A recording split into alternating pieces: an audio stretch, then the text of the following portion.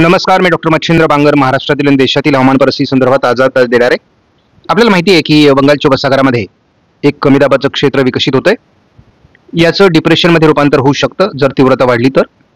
आणि बंगालच्या उपसागरातून हे ओरिसा, आंध्र प्रदेश, तेलंगणा, छत्तीसगड आणि महाराष्ट्र थोड्याफार प्रमाणात मध्य प्रदेशवर परिणाम करण्याची शक्यता आहे. प्राथमिकदृष्ट्या हे महाराष्ट्राला ओलांडून अरबी समुद्रात जाऊन त्याचं पुन्हा एकदा डीप डिप्रेशन बनण्याची शक्यता आहे.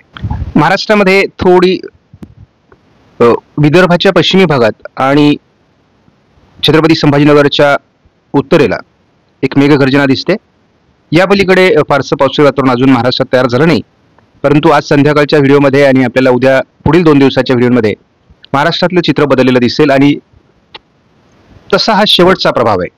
यानंतर फार पाऊस महाराष्ट्रात पडणार नाही. ही शेवटची अतिवृष्टी असणार आहे. आपण 25 तारखेला बघितलं की 24-25ला बऱ्यापैकी देशातून मान्सूनने प्रगती केलेली आहे, परंतु त्यामध्ये आता प्रत्येक दिवशी वाढ होण्याची शक्यता आहे. परंतु सध्या ज्या हवामान प्रणाली विकसित झालेल्या आहेत त्यामुळे मान्सूनच्या परतीच्या प्रवासाला रोखून धरण्याचं काम त्या करतायत. IMDने या ठिकाणी आपल्याला स्पष्टपणे दाखवलेलं आहे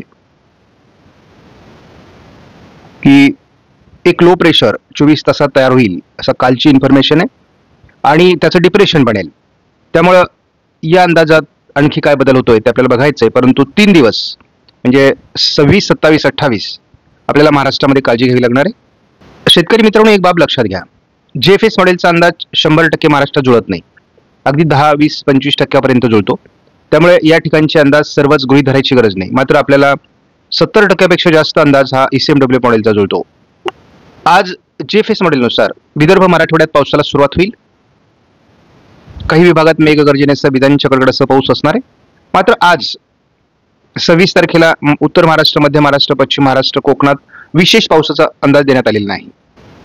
27 तारखेला सर्वदूर महाराष्ट्रात पावसाचा अंदाज JFSने दिला आहे. अतिवृष्टीची शक्यता JFSने 28 तारखेला विदर्भ, मराठवाडा, पश्चिम महाराष्ट्र, मध्य महाराष्ट्र, कोकण व्यक्त केली आहे.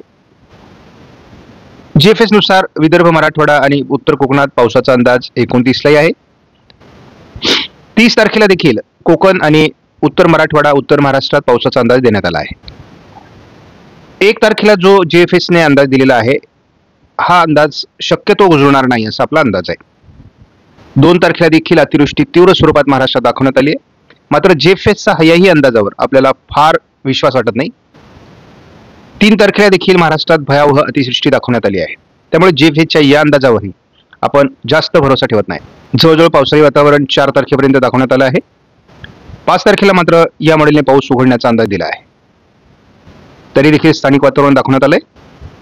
न्यूमेरिकल मॉडेल प्रिडिक्शन नुसार ECMW मॉडेलचा या व्हर्जनचा अंदाज काय ते आपण बघूयात. महाराष्ट्रात खरंच अतिवृष्टी होणार आहे का? 26, 27, 28,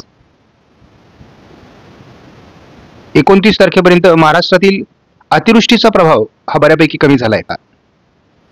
पश्चिम महाराष्ट्र आणि उत्तर कोकण या विभागात पावसाचा अंदाज वाढला आहे. बाकी याचा प्रभाव फार राहील असं वाटत नाही. परंतु एक गोष्ट निश्चित आहे की मान्सूनच्या परतीच्या प्रवासामध्ये मात्र याचा अडथळा निर्माण होईल, ही गोष्ट सत्य आहे. आणि आपण एक बघतो की पूर्ण जर आपण अगदी 10 तारखेपर्यंत अंदाज बघितला तर अजून महाराष्ट्रात आणि भारतामध्ये पाऊस होणार आहे आणि मान्सून ट्रफ जी आहे ती या पद्धतीने सक्रिय राहणार आहे. त्यामुळे आपल्याला या भागात पावसाचा अंदाज कायम आहे. त्यामुळे अजूनही मान्सूनच्या परतीच्या प्रवासात अडथळा निर्माण होईल. महाराष्ट्रातला शेतकरी पावसाला कंटाळलाय. अनेक भागात अतिवृष्टी झालेली आहे. शेतीचं मोठ्या प्रमाणात नुकसान झालंय. आता मात्र ही अतिवृष्टी असह्य करणारी आहे. तरी देखील आज महाराष्ट्रामध्ये पूर्व मराठवाडा आणि पूर्व पश्चिम महाराष्ट्रामध्ये आणि थोडं पूर्व विदर्भामध्ये आज पावसाळी क्षेत्र निर्माण होण्याचा ECMW मॉडेलचा अंदाज आहे. 27 तारखेला विदर्भ, पश्चिम महाराष्ट्र, दक्षिण कोकणात पावसाचा अंदाज देण्यात आलाय, परंतु याचा प्रभाव बऱ्यापैकी कमी दाखवण्यात आला आहे. त्यामुळे मध्य महाराष्ट्र, उत्तर कोकण, उत्तर महाराष्ट्र या ठिकाणी 27ला पावसाचा जोर कमी आहे. 28ला मात्र या मॉडेलने पश्चिम महाराष्ट्रामध्ये खास करून सांगली, सोलापूर, लातूर, पुण्यापर्यंत थोडं धाराशिव आणि लातूरपर्यंत किंवा सोलापूरपर्यंत प्रभाव राहील. त्यानंतर त्याचा प्रभाव रत्नागिरी, रायगड, ठाणे, नवी मुंबई, मुंबई या विभागाकडे सरकणार आहे, अगदी पालघरपर्यंत. मराठवाड्यातील सर्व जिल्ह्यात 28 तारखेला मुसळधार पावसाची शक्यता आहे. उत्तर महाराष्ट्र, पश्चिम विदर्भापर्यंत याचा परिणाम राहण्याची शक्यता 28ला आहे. हा अंदाज महत्वाचा आहे. 29ला मात्र महाराष्ट्रात किरकोळ पावसाची परिस्थिती राहील. थोडं मध्य महाराष्ट्र आणि उत्तर कोकणात पावसाची शक्यता आहे. म्हणजे कोकणात एकूणच पाऊस असू शकतो आणि किरकोळ पाऊस थोडा विदर्भ, उत्तर महाराष्ट्र, मराठवाड्याच्या उत्तरेकडील भागात राहू शकतो. आणि हे सिस्टम एकदा अरबी समुद्रात गेल्यानंतर तिची तीव्रता वाढणार आहे. 30 तारखेला महाराष्ट्रामध्ये स्थानिक वातावरणाने एखाद दुसऱ्या ठिकाणी पाऊस पडेल, नाही तर महाराष्ट्रातला पाऊस उघडलेला असणार आहे. 1 तारखेला थोडं मध्य महाराष्ट्र, पश्चिम महाराष्ट्र, दक्षिण कोकणात पावसाचा अंदाज किरकोळ स्वरूपामध्ये आहे. 2 तारखेला एक कोकण, थोडं नाशिक जिल्ह्यामध्ये, अहिल्यानगर पश्चिम, छत्रपती संभाजीनगर पश्चिम, पुणे जिल्ह्यामध्ये थोडं पावसाळी वातावरण असण्याची शक्यता आहे. मात्र नव्याने बंगालच्या उपसागरात एक सिस्टम बनणार आहे आणि ती थोडी पूर्व उत्तर भारतात सरकण्याची शक्यता आहे. आपण 3 तारखेला बघतो की नवीन सिस्टम देखील पुन्हा भारताच्या बाजूने सरकते. त्यामुळे विदर्भात 3 तारखेला पावसाचा अंदाज आहे. 4 तारखेला पुन्हा विदर्भात आणि मराठवाड्याच्या पूर्व भागामध्ये, थोडं जळगाव जिल्ह्यामध्ये पावसाचं प्रमाण मेघगर्जनेसह वाढण्याची शक्यता राहील दुसऱ्या कमी दाबामुळे. 5 तारखेला पुन्हा नवीन कमी दाबाच्या परिणामानुसार, म्हणजे आता हे जे पावसाळी क्षेत्र आहे हे पूर्णपणे अशा पद्धतीने तयार होणार आहे. यामध्ये विदर्भ आणि पूर्व मराठवाड्याचे काही जिल्हे येऊ शकतात. त्यामुळे पुन्हा पश्चिम महाराष्ट्र वगैरे या भागात 5 तारखेला पावसाचा अंदाज महाराष्ट्रामध्ये जोरदार आहे. 6 तारखेला महाराष्ट्रातील पावसाचा मुख्य प्रभाव संपणार आहे. 7 तारखेला देखील महाराष्ट्रात थोडं किरकोळ पावसाळी वातावरण एखाद दुसऱ्या ठिकाणी तयार होईल. अन्यथा मान्सूनचा प्रभाव संपलेला असेल महाराष्ट्रामधून आणि भारतातून. केवळ उत्तर भारतामध्ये या ठिकाणी एक WD आपल्याला सक्रिय होताना दिसतोय. एकदा मान्सून संपला की ईशान्य मान्सून या भागातून सक्रिय होतो आणि त्याचा परिणाम साधारणपणे या भागापर्यंत असतो. या संपूर्ण भागामध्ये त्याचा परिणाम असतो. महाराष्ट्रामध्ये त्याचा फार प्रभाव पडत नाही, परंतु थोडं रत्नागिरी, सिंधुदुर्ग, कोल्हापूर, सांगली, सोलापूर, दक्षिण भागामध्ये कधी कधी किरकोळ पावसाळी परिस्थिती निर्माण होते.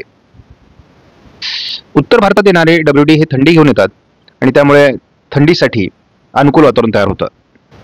8 तारखेला महाराष्ट्रातील पाऊस पूर्णतः उघडलेला असेल. 9 तारखेलाही महाराष्ट्रातला पाऊस पूर्णतः उघडलेला असेल. 10 तारखेपासून ईशान्य मान्सूनसाठी पोषक स्थिती निर्माण होईल आणि महाराष्ट्रातून मान्सून 10 तारखेला बहुतांश माघार घेणं अपेक्षित आहे. आणि आपण 15 ऑगस्टच्या अंदाजामध्ये 10 ऑक्टोबरपर्यंत मान्सूनचा परतीचा प्रवासाचा प्रभाव महाराष्ट्रातला संपेल हा आपण अंदाज दिलेला आहे. आपण थोडं या वादळी प्रणालीचा मार्ग बघणार आहोत. साधारण भुवनेश्वर विशाखापट्टणमच्या दरम्यान 26 तारखेला ते असणार आहे, म्हणजे आज. उद्या 27 तारखेला ही प्रणाली भुवनेश्वरच्या दिशेने सरकताना आपल्याला थोडी विशाखापट्टणमच्या दिशेने सरकताना दिसते. त्यानंतर हळूहळू ती महाराष्ट्राच्या दिशेने सरकणार आहे आणि आपल्याला दिसते की विदर्भ, मराठवाड्याच्या काही भागातून ही सिस्टम मूळ महाराष्ट्रावर येईल आणि महाराष्ट्राच्या उत्तरेकडून ती सरकते आहे, परंतु तिचा परिणाम महाराष्ट्राच्या अनेक भागामध्ये होणार आहे आणि नंतर साधारण 28ला ती मुंबई, कोकणापर्यंत पोहोचणार आहे आणि 28 तारखेला आणि 29 तारखेला कोकण किनारपट्टीला तिचा प्रभाव जाणवण्याची शक्यता आहे. त्यामुळे महाराष्ट्राहून तिचा प्रवास होतोय यामध्ये आता काही दुमत नाही. महाराष्ट्रामध्ये आज लवकरच याचा परिणाम 26 तारखेला जाणवायची शक्यता आहे. थोडं पश्चिम महाराष्ट्र, मराठवाडा, मध्य महाराष्ट्र असं सर्वत्र पावसाला सुरुवात होऊ शकते. विदर्भामध्ये याचा जोर असेल. मुख्य केंद्र त्याचं पश्चिम महाराष्ट्रावर होतं, मात्र ते आता थोडं विदर्भाकडे सरकलंय. त्यामुळे जी अतिवृष्टी सोलापूर, सांगली भागात, सातारा भागात अपेक्षित होती ती आता होणार नाही. परंतु तरी देखील अनेक भागात महाराष्ट्रामध्ये जोरदार ते अतिजोरदार पावसाचा अंदाज आहे. आपण बघतो विदर्भातून त्याचा 27 तारखेलाच प्रभाव संपणार आहे. नंतर ते उत्तर महाराष्ट्र, मध्य महाराष्ट्र, मराठवाडा, पश्चिम महाराष्ट्र आणि कोकण असा त्याचा प्रभाव पुढे पुढे सरकणार आहे. 28 तारखेला मात्र आपण बघतो की आपल्याला लातूर, धाराशिव, सोलापूर, अहिल्यानगर, बीड, पुणे, सातारा या विभागातून त्याचा मुख्य परिणाम जाणवण्याची शक्यता आहे. आपण बघतो की लातूर, सोलापूर म्हणजे यामध्ये खास करून पंढरपूर, तुळजापूर, पेठ, केज, बीड, जामखेड, करमाळा, इंदापूर, दौंड, बारामती, जेजुरी, पुणे, खेड, जुन्नर, इगतपुरी, अहिल्यानगर, बीड, पाथर्डी या संपूर्ण भागामध्ये त्याचा परिणाम होणार आहे. आणि मग हे कशा पद्धतीने पुढे सरकतं हे आपण बारकाईने बघा.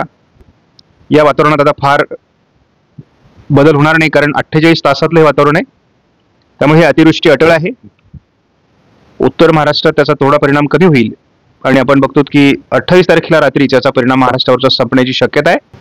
समुद्रात गेल्यानंतर त्याला आणखी बाष्प मिळेल आणि गतिमान होऊन ती विरुद्ध दिशेने निघून जाईल. त्यामुळे महाराष्ट्रातील पाऊस 29 तारखेलाच कमजोर होणार आहे. एकूणच पुढे फार पावसाळी परिस्थिती नाही आहे. 30 तारखेला थोडं बीड, लातूर, सोलापूर या भागात पावसाचा अंदाज आहे. 1 तारखेला देखील थोडं छत्रपती संभाजीनगर, जालना, बीड, अहिल्यानगर, लातूर, धाराशिव किंवा कोकण किनारपट्टीला हलकं पावसाळी वातावरण राहील. मॉडेलनी आपल्याला 2 तारखेलाही महाराष्ट्रात पावसाचा अंदाज दिला आहे. आपण बघतो की सर्वदूर महाराष्ट्रात पावसाचा अंदाज देण्यात आला आहे. नवीन एक सिस्टम महाराष्ट्राच्या बरंच पूर्वेकडून जाणार आहे. त्यामुळे महाराष्ट्रात तिचा डायरेक्ट परिणाम होताना दिसत नाही.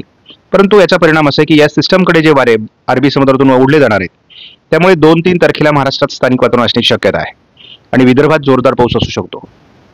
दुसरी सिस्टम मात्र आपल्याला उत्तर पूर्व भागातून निघून जात असल्यामुळे महाराष्ट्रावर तिचा फार परिणाम होण्याची शक्यता फार कमी आहे. थोडा तिचा परिणाम आपल्याला 4 तारखेला मराठवाड्याचा उत्तरेकडील भाग, विदर्भाचा उत्तरेकडील भाग आणि उत्तर महाराष्ट्रात थोडं जाणवण्याची शक्यता आहे. त्यामुळे थोडं पावसाचं प्रमाण इकडे वाढेल 4-5 तारखेला. त्यानंतर मात्र महाराष्ट्रातील पाऊस बराच कमी होईल असा अंदाज आहे. या वादळाकडे जे वारे खेचले जात आहेत अरबी समुद्रातून, त्यामुळे 5 तारखेला महाराष्ट्रात थोडी पावसाळी परिस्थिती निर्माण होऊ शकते आणि एक ट्रप महाराष्ट्रातून असल्यामुळे थोडं पावसाळी वातावरण राहू शकतं. मात्र एक गोष्ट लक्षात घ्या, 6 तारखेपासून आपल्याला महाराष्ट्रातील पाऊस पूर्णतः निरोप घेण्याच्या तयारीत राहील असं दिसतंय. तरी देखील आपण थोडं बघतो छत्रपती संभाजीनगर, जालना, वाशिम, हिंगोली, परभणी, नांदेड, उत्तर महाराष्ट्रात थोडं पावसाचं प्रमाण हलकं राहू शकतं. मित्रांनो, 8 तारखेनंतर कितीही पावसाला बोलवलं तरी तो येणार नाही. त्यामुळे 8, 9, 10 संपूर्णतः महाराष्ट्रातील मान्सून निरोप घेणार आहे. 10 तारीख ही आपल्याला शेवटची आपण दिलेली होती. तसा 7 तारखेलाच प्रभाव संपणार आहे. त्यामुळे अतिवृष्टीतून सावरण्याकरता माझ्या शेतकऱ्याला भरपूर वेळ मिळणार आहे. आणि एक लक्षात घ्या, अतिवृष्टीने खरीपाचं पीक खराब झालंय म्हणजे जीवन संपलेलं नाही. आपल्याला रब्बीसाठी पाणीसाठा उपलब्ध झालाय. पुन्हा एकदा नव्या उमेदीने आपण उभा राहायचंय आणि कामाला लागायचंय. आपणास व्हिडिओमधील माहिती महत्त्वपूर्ण वाटल्यास लाईक करा, शेअर करा, चॅनलला सबस्क्राईब करा. धन्यवाद. जय हिंद, जय महाराष्ट्र, जय बळीराजा.